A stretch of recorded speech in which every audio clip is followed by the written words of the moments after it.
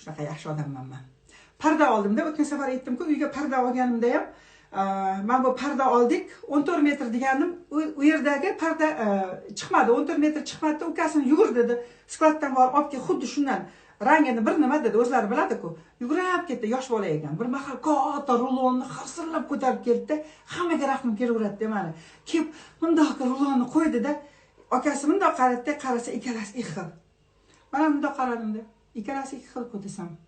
Ana bechora deb turib qaramadingmi deyapti-da ukasiga. Ukasi bo'lsa bir xil bo'lib ko'rindi-da menga, desa, ana bundoq turibdi-da. Mana shu yerda aytibman. O'lchayvering, demak shunday bo'lish kerak desam. Ey Alloh rozi bo'lsin, ey vashi yaxshi odam ekansiz, qoyil lekin qoyil deb menga akasi.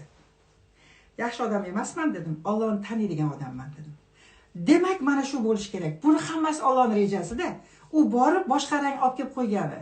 Biz aboyini rasmga tushirmasdan spontanno ketib qoldik-da, o'tga borgan ekan. Aboyimiz rangi qanaqa edi? Dollari edi, yo ozgina mamlaqa edi. Ko'z oldimizda keltira olmayapmiz, rang har xil-ku. Qanaqa edi rangi?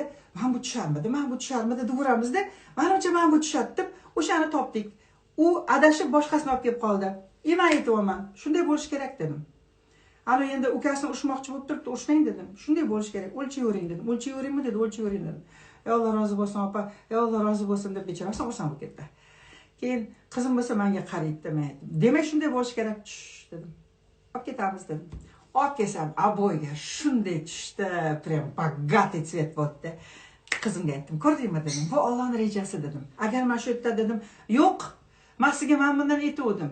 Davay rulonni orqaga yugurtirdi, boshqasini olib kel desam, olib kelib beradi. Qonun men tarafda shu yerda. Lekin ular ham Allohning bandasi, men bu ham Allohning bandasi. Qizlar, bitta narsa aytayman.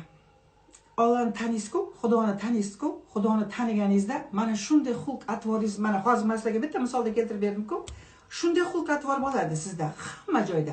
Hech qanaqa konflikt bo'lmaydi, kelishmovchilik bo'lmaydi. Allohni tanigan odam, Xudoni tanigan odam hamma vaziyatdan shunday как по маслу chiqib ketaverasiz. Demak shunaqa bo'lish kerak. Demak shunaqa bo'lish kerak. Потому что bu Allohning rejasida, u adashmaydi hech qachon.